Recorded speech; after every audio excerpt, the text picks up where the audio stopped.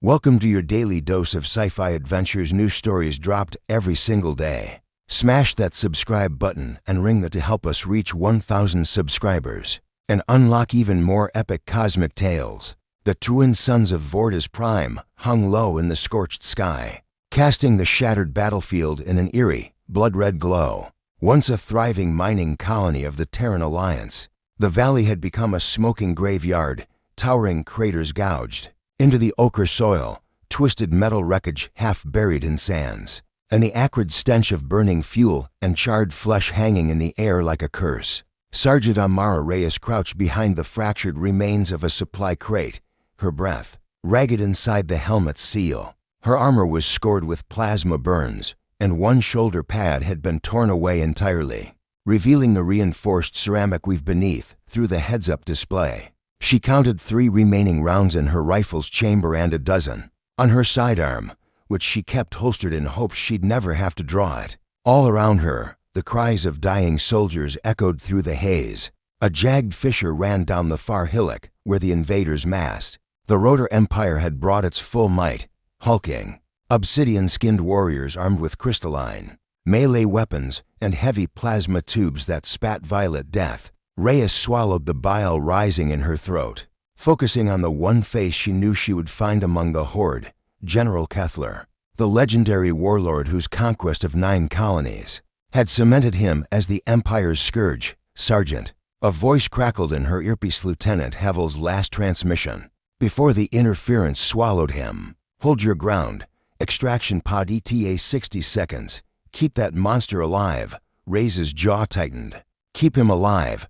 Havel didn't know whether Reyes had the ammo or the strength to do either. She peered through the haze, spotting Kethler on a rise, his glaive catching the dying light as he cleaved Marines in two. Each swing was a symphony of destruction. He was monstrous in size, nearly 3 meters tall, and his segmented carapace glinted like polished basalt. Suddenly, a volley of plasma rounds tore into the ground at Reyes' feet, splintering rock and kicking up shards of stone. She snapped back, narrowly avoiding a fatal strike.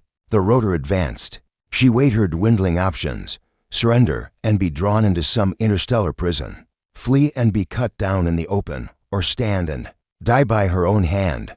Her grip tightened on the rifle. Somewhere inside her, a voice whispered of duty, of comrades lost, of the oath she swore when she enlisted. That oath bound her to protect, even against unspeakable odds. A bead of sweat trickled down her temple as she aimed, heart pounding in sync with the throbbing of distant explosions.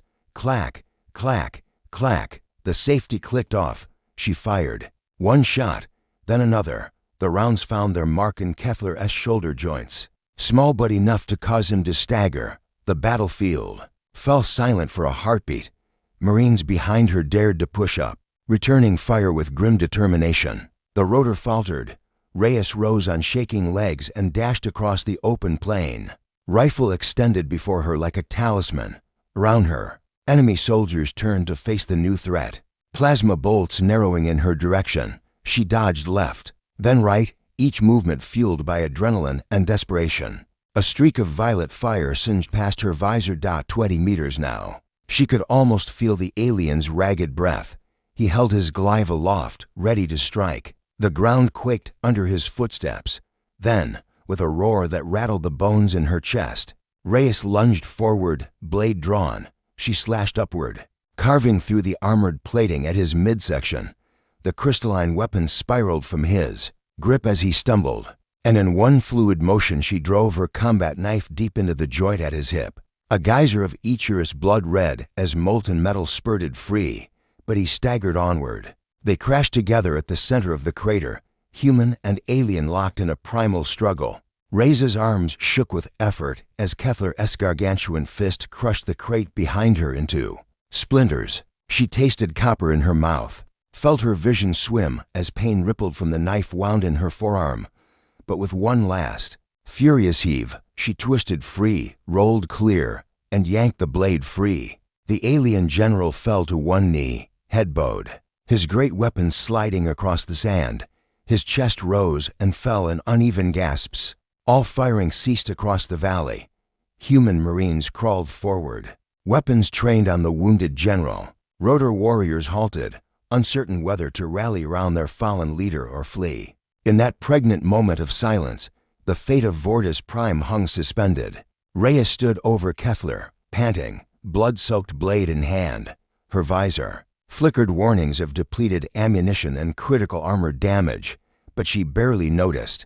Time stretched as she stared into the alien's unblinking eye, a multifaceted orb that reflected her own image back at her. He was not a beast. He was a warrior, broken and bleeding at her feet. She remembered the faces of her squadmates, Havel, with his protective grin, Ortiz, who'd taught her to shoot, Patel, who'd joked about home-cooked meals, all gone, each death etched into her soul. She felt the monster within her rise, hungry for revenge. And then, a softer voice, her own moral compass, whispered, "Even the defeated deserve mercy." In that instant, she chose a different path.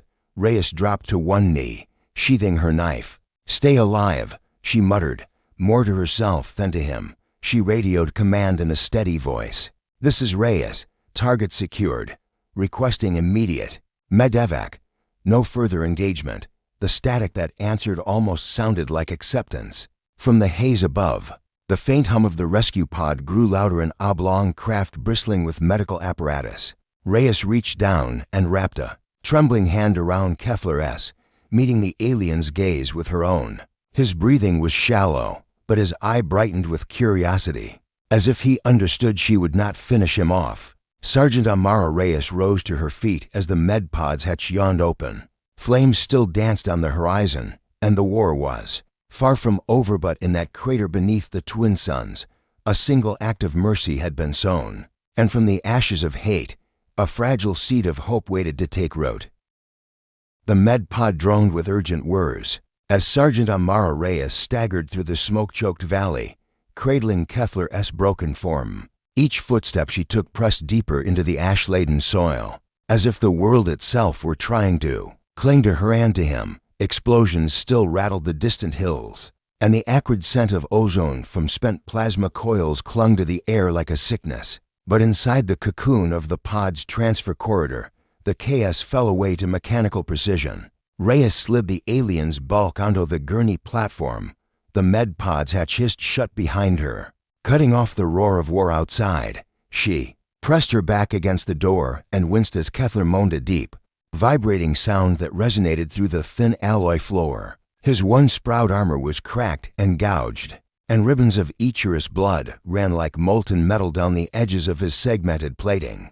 "Primary assessment in progress," intoned the med AI, its voice cool and level. Soft blue lights glowed under the gurney as a dozen slender medical drones unfurled from hidden compartments in the walls. They hovered above him, scanning in synchronized choreography.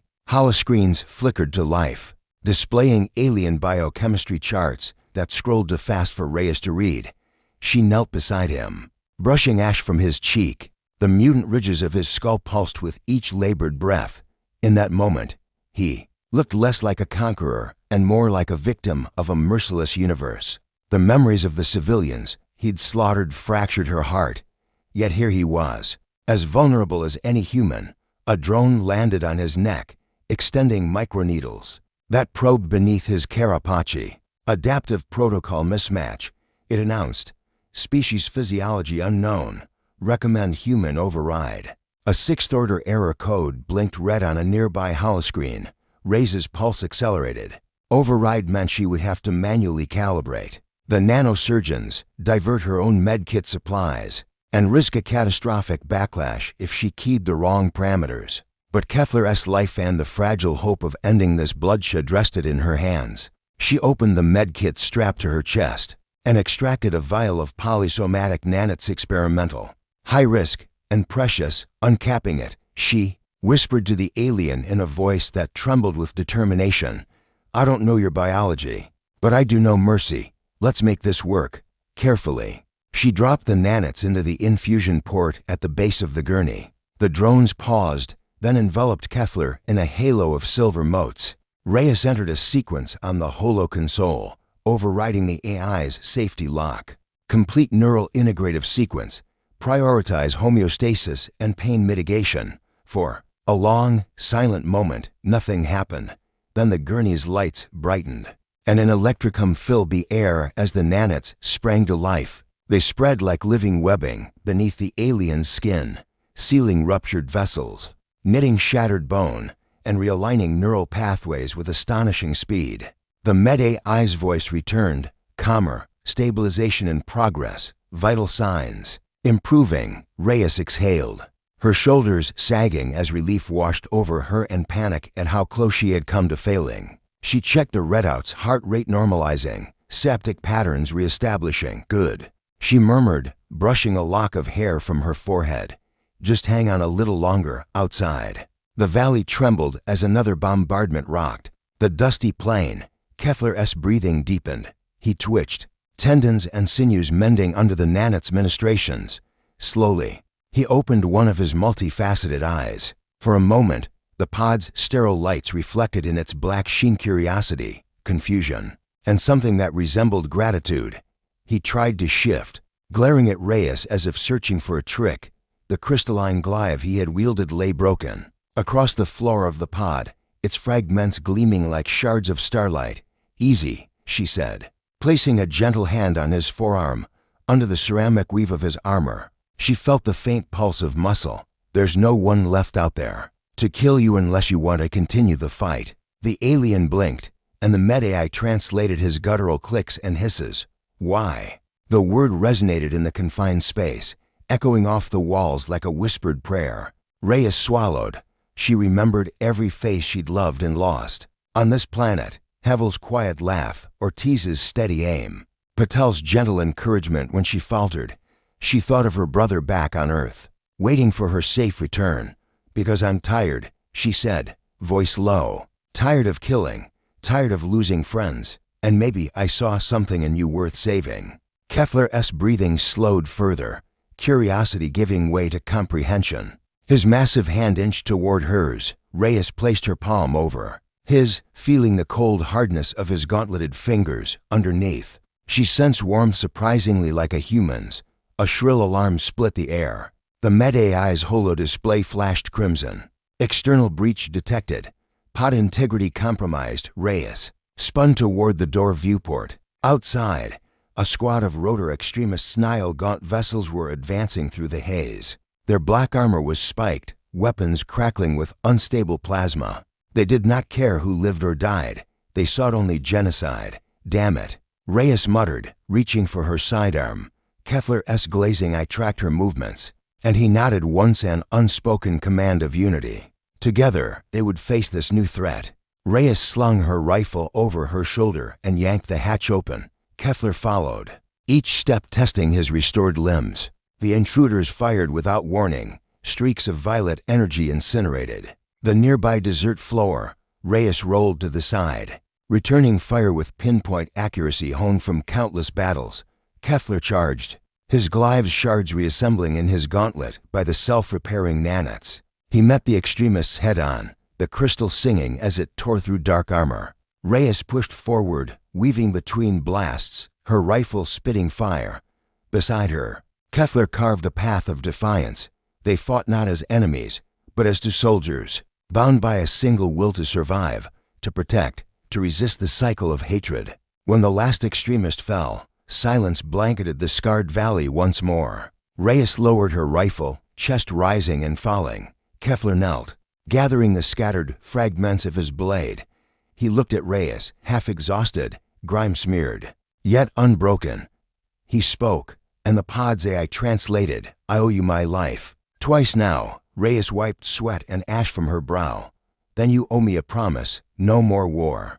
Find another way." Kefler's eye shone with resolve. He closed his massive fist around his glaive's restored hilt. "I promise." As the burning horizon glowed with nascent hope, human and alien stood side by side, forging a fragile alliance born from mercy on the brink of extinction. The war for Vortis Prime was far from over, but in that moment, the tide had turned, and somewhere deep within the heart of a defeated warrior, the first ember of redemption flickered to life. The valley's smoldering plains lay silent beneath a bruised, purple twilight as Sergeant Amaro Reyes and General Kefler stood amid the wreckage of the extremist strike. The ruined medpod loomed behind them, half buried in ash, its lights blinking erratically. Round them, the bodies of Nile gaunt extremists lay motionless, their spiked black armor fractured by crystal shards and plasma volleys. For a moment, the world felt paused, as though both sides of the war held their breath. Reyes wiped soot from her cheek, her uniform streaked with grime and blood. Kefler knelt beside her, gently pressing his gauntleted fingers to a wounded rotor scout who had crawled from cover. The alien's growling gutturals softened under the healing hum of residual nanets. Even in victory, there were wounds to tend, physical and mental alike. "I've never seen rotor fight like that," Reyes said quietly, more to herself than to him. "You led them, as if you were one of us." Kefler paused, his multifaceted eye reflecting the dancing embers. "They followed because they had no other choice." He rumbled in halting human standard. "The Nile Gaunt, they kill anyone who shows mercy. My hunters were afraid until they saw you save me. Then they chose to fight beside us." She exhaled, glancing at the ragged lines of rotor scouts emerging from the haze. Their arms were empty or held broken rifles they'd scavenged from fallen Marines. Their faces, carved from obsidian bone, bore a mix of relief and suspicion. Reyes stepped forward, raising her voice so all could hear. "I'm Sergeant Amara Reyes of the Terran Alliance. You risked your lives to defend a wounded enemy, and that makes you my allies. We don't have time for grudges. Our enemy is the Nile Gaunt." A tall rotor hunter, blade strapped to his back, stepped into the flickering light. His crest of white ridges trembled as he regarded her. "We follow the strongest," he rasped through the medpod's translators. "And now, we follow the human who honors mercy over slaughter." A murmur of agreement rippled through the survivors. For the first time, human and alien troops gathered shoulder to shoulder, their weapons lowered. Somewhere beyond the valley's rim, the distant thunder of renewed bombardment beckoned Vortis Prime was still under siege. Reyes retrieved a portable holoprojector from her pack. With a flick of her wrist, a 3D map of the valley hovered in midair, dotted with icons of friendly positions and enemy strongholds. She pointed to a cluster of red markers north of the ridge, the extremist command bunker. "That's where the Nile Gaunt have holed up. If they aren't rooted soon, they'll call in orbital strikes. Every settlement on this planet will be erased." Kefler's guttural growl rumbled like distant thunder. "Then we strike at their heart," he said, planting a massive foot on the projection. "Their leaders die, their army falls." Reyes nodded. "Agreed, but we don't have heavy weapons. We'll need a diversion to draw their patrols out, then infiltrate the bunker and plant charges." She tapped an icon representing her squad's remaining munitions. "I have 5 plasma grenades and 2 charge packs. We'll split into 2 teams." The rotor hunters exchanged looks. One, a veteran with neon blue tattoos etched across his chest, spoke up. "Our speeder bikes can carry you through the eastern pass. It's less guarded. We'll create a diversion at the western gate. Flank them." A human corporal called out from behind Reyes. "Sir Sergeant, what about extraction? How do we get out after the charges detonate?" His voice trembled slightly, betraying fatigue and fear. Reyes met his gaze. "We won't rally for extraction. We fight until the last man, human or rotor, has a shot at going home. Then we fight some more." She looked at Kefler. "Are you with me?" The general rose, towering over the assembled troops. His crystalline glaive reformed in his hand, humming with energy. "We fight," he declared, "for peace." The translation echoed through the valley, sparks of unity flickering in every warrior's eyes. Nightfall preparations. Under the cover of darkness, the allied forces moved like shadows. Reyes led a small team of Marines and rotor hunters toward the eastern pass, a narrow defile cut through jagged obsidian spires. The air was cold, and the ground shivered under their footsteps. Above, twin moons cast a silvery light, illuminating the path. Reyes rode pillion on a speeder bike piloted by the Bluetooth hunter, known as Encore. His deep voice spoke few words, but his purpose was clear in the steady roar of the engine. Behind them, Kefler and the diversion team thundered toward the western gate. As they neared the bunker's perimeter, Reyes signaled to halt. The team dismounted silently, taking cover behind rocky outcrops. Through her visor's thermal display, She saw patrolling guards 4 at a time cruising back and forth beneath floodlights that carved the blackness into harsh beams. Reyes tapped her earpiece. "Team Bravo, are you in position?" A crackled response came from Kethler's comms. "Affirmative. Initiating diversion in T-30 seconds." She activated a remote detonator, sending a pulse to charges hidden in the western gate. A deafening boom shattered the night, and the ground trembled as rocks rained down. The guards turned, rifles raised, shouting alarms and guttural clicks. "Now," Reyes whispered. Her team darted from cover, dashing toward a concealed service vent. Nkor slid a plasma cutter across the metal grate, sparks flying as it bit through. The vent hissed open, revealing a narrow tunnel. One by one, they slipped inside. Infiltrating the bunk-earth interior of the bunker was a maze of steel. Corridors bathed in red emergency lighting. An acrid scent of exhaust and antiseptic stung their nostrils. Reyes led the way, crouched low, rifle at the ready. Rotor hunters flanked her. Glives UNSHEATHED at a junction. They paused as footsteps echoed from around the corner. Reyes pressed herself against the wall, signaling Nkor to hold. Two extremists marched past, rifles slung across their chests, talking in low growls. When they passed, Reyes slipped ahead, her boots silent on the grated floor. They reached a blast door guarded by a keypad. Reyes knelt, her fingers dancing over the hack module she'd salvaged earlier. The red lights flickered as the door's lock mechanism disengaged. With a hiss, the door slid open. Inside lay the command center, holoscreens flickering with tactical readouts, maps of Vortis Prime, and live feeds of civilian populations.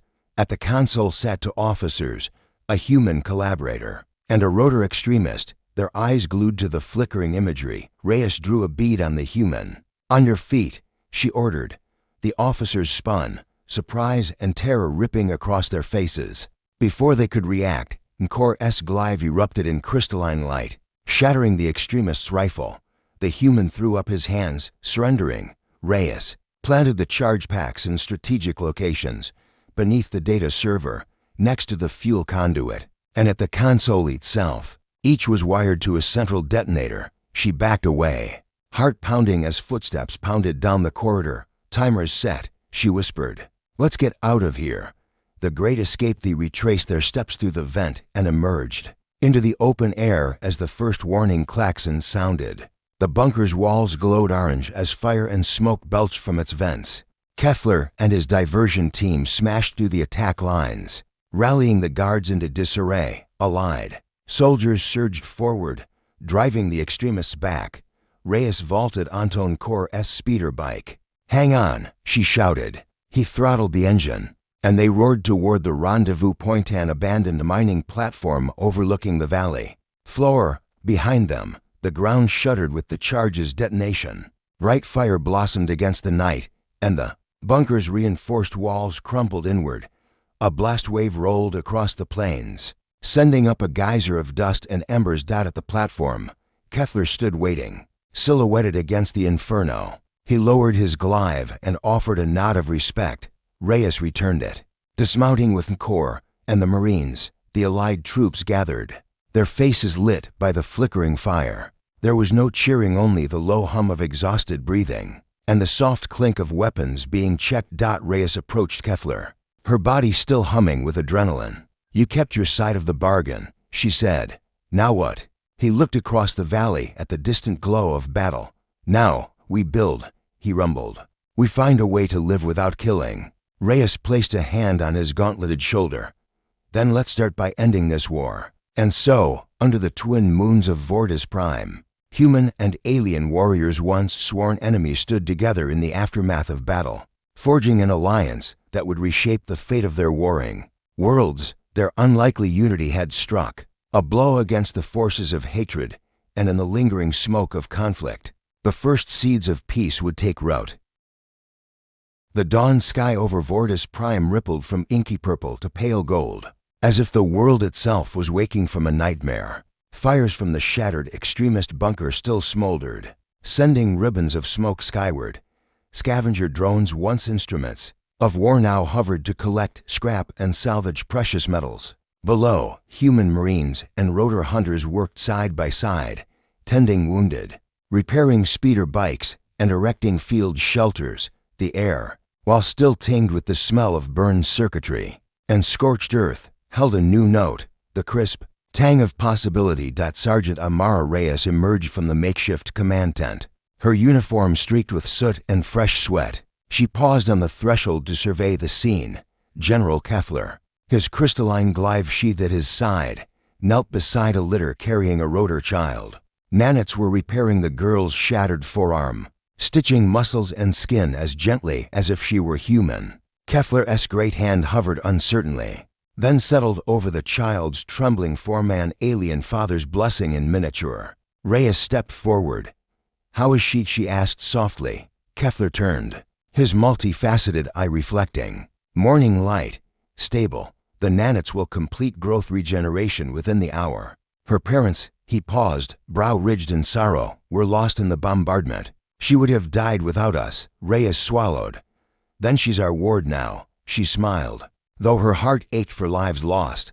"Let's make sure she has a world worth living in." Unity in rebuilding. By mid-morning, the Allied survivors gathered around a raised platform cobbled together from supply crates and debris. A handful of human officers stood on one side, rotor elders on the other. Between them, Marines and hunters pat the open ground.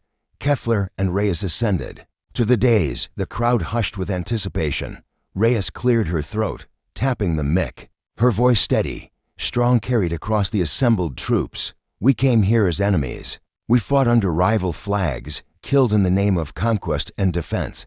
But here, on this broken world, we found something greater: respect, compassion, a shared desire to survive and to ensure a future for those who cannot fight." She swept her gaze over rotor warriors in gleaming armor and human soldiers whose eyes still bore the haunted look of battle. "We stand at a crossroads. One path leads back to the old cycle of violence. The other," she paused, voice dropping to a whisper that still reached the furthest ranks, "leads to peace built on trust." She raised her fist. "For the future we fight, for the future." The crowd roared, voices echoing off the canyon walls. Keffler stepped forward, his glaive's crystal tip catching sunlight like a beacon. In his guttural cadence, the translator rendered his words into human standard. "Let Vortis Prime be the cradle of our alliance, the forge where hate is tempered by mercy. Let our enemies see that mercy is not weakness, but strength, and that together we are unstoppable." A wave of fervor swept through the ranks, alien and human alike brandishing weapons overhead, not in threat, but in salute to a new covenant. A final assault, yet peace would not come without one last test. Satellite scans revealed the remnants of the Nile Gaunt's flagship, the Doomskeeper, hidden within a mountain cavern to the north. Its armaments, if activated, could rain orbital bombardment on every Allied settlement across Vortis Prime, wiping out the fragile gains of the day. The flagship's captain, a fanatical rotor extremist named Vihelen, had refused to surrender radio contact and broadcasted threats to annihilate all traitorous rotor. Alongside the humans, Reyes and Keffler surveyed the holographic map framed by armored officers and hunters. "This is our final objective," said Reyes, fingers sliding over the cavern's narrow entrance. "We need a strike team small enough to slip inside, but strong enough to overpower Vihelen's guard." Keffler bent, gripping the glaive's hilt. "Our hunters know these mountains," he rumbled. "I will lead a reconnaissance party. We will find another entrance, an air duct, or a service tunnel." Reyes nodded. "I'll assemble the strike squad. We move at dusk." She turned to Lieutenant Wynne, her communications officer. "Send word to command. Extraction orbital will be delayed until after we confirm the flagship's destruction. Prepare evac pods at 2-hour notice." As the officers dispersed to marshal forces, Reyes found Keffler standing alone by the edge of the command platform. He gazed at the horizon, where the twin suns danced atop the spires. "You carry much burden, Amara Reyes," he said quietly. "You saved me, and now you must save our worlds." She met his eye. "We save each other," she replied. "I'll see you tonight, General." He inclined his head, a gesture of respect that, between them, needed no translation. Into the dragon's lair when dusk fell, The strike team assembled at the mountain's foot, 6 Marines in lightweight armor for rotor hunters, and Reyes, herself her rifle at the ready, knife strapped to her thigh. The air was cool, laced with the scent of mineral dew. The moon's pale glow revealed a narrow tunnel mouth half concealed by boulders. Kefler emerged from the shadows, flanked by 3 hunters. The general's steps were measured, his restored limbs bearing the weight of command. "Follow me," he whispered. Silence. They slipped inside, into a labyrinth of dug stone and humming conduits. The walls bore old scorch marks, evidence of past attempts to breach Vorda's Prime's core. The narrow corridors twisted downward, their ceiling wires crackling with residual power. After 20 minutes of stealthy advance, they reached a grated hatch above a vast cavern. Through the grid, the glow of plasma reactors pulsed in rhythmic thumps. Ships bobbed on magnetic docks, frigates, fighters, and the Doomskeeper, a black leviathan with sinister spires. Reyes scanned the group. "We move on my mark.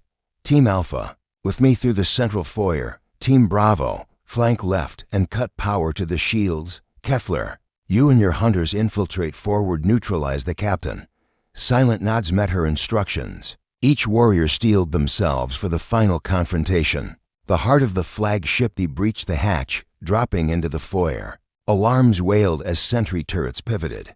Plasma barrels lighting. Reyes fired the first shot, a tracer bolt that cut a turret's optic. Chaos erupted, guards spilled from side corridors. Human and alien extremists firing indiscriminately. Reyes darted behind a pillar, bullets chipping stone overhead. Team Alpha laid down suppressive fire while Team Bravo crept through a service doorway. Behind her, Kefler's hunters moved like shadows, their glaives humming as they struck at guards with lethal precision. Across the cavern, the Doomskeepers' shields flickered as grenades landed against their conduits and hunters severed power nodes. With a clang, the protective field collapsed, exposing the flagship's hull. Reyes vaulted onto a control console, ripping out sectors of wiring. Sparks flew, and the reactor's hum dipped. She glanced up at the bridge, where a figure in obsidian armor bellowed orders. "There," she shouted. "That's Vihulan." Kefler charged, cleaving through the bridge's bulkhead. He burst into the command deck, glaive aloft. The extremist captain whirled, twin blades crackling. They collided with a clash that shook the deck, metal singing as crystal met crystal. Sparks and plasma arcs lit the small chamber like a storm. Reyes and her Marines flooded in moments later. She aimed at Vihulan's torso, but he deflected the round with a spinning strike. The bridge buckled underfoot, consoles exploding in showers of fire. Amid the flames, Kefler's deep roar rose above the chaos. With a final, thunderous swing, he shattered Vihulan's blades and pinned the captain to the bulkhead. The extremist's armor cracked under the pressure, and Kefler's eye met Reyes's. "He surrenders," Kefler said in translation. Reyes stepped forward, rifle lowered. "It's over, Vihulan. Your war ends here." The extremist, chest heaving, spat a curse in guttural rotor. Then, shoulders slumping, he set down his shattered blades. The bridge fell silent save for the hiss of firefights outside, now winding down as the flagship's crew realized the battle was lost. A new dawn hours later, as the first evacuation pods lifted from the flagship's docks, Reyes and Kefler stood on the observation deck. Below, wounded soldiers and hunters boarded shuttles. Engineers began patching hull breaches. Med drones hovered over stretchers. The Doomskeeper, once an instrument of extinction, now lay deactivated, its prisoners of war secure in brig cells. Reyes exhaled, closing her eyes for a moment. "I never imagined I'd be standing here with you," she said softly. Kefler's massive form filled her peripheral vision. "Nor I with you," he replied. "Yet here we stand united." Below them, the rotor child from the field hugged a human medtech's leg, her new guardian's smile warm and genuine. Nearby, Marines and hunters exchanged gear, teaching each other drills and salutations in broken languages. What had begun as an uneasy truce had blossomed into camaraderie. Reyes opened her eyes, watching the scene. "We've done more than survive," she murmured. "We've shown our species that mercy can conquer hate." Kefler placed a three-pronged claw on her shoulder. Let this victory echo across the stars. Let other worlds learn that there is no way out of war except through compassion." She nodded, her gaze lifting to the distant horizon where twin suns now crowned the sky in brilliant light. "Let's build that future," she said. "One planet, one alliance, one hope at a time." And so, as the evacuation pods rose into the morning sky, carrying the wounded and the weary toward healing, a new chapter in galactic history began. The defeated alien warrior and the human soldier, once enemies poised at the brink of mutual destruction, had forged a bond that would reshape empires. On Vorta's Prime, the seeds of redemption had been sown, and from the ashes of war, the fragile blossom of hope bloomed under the twin suns.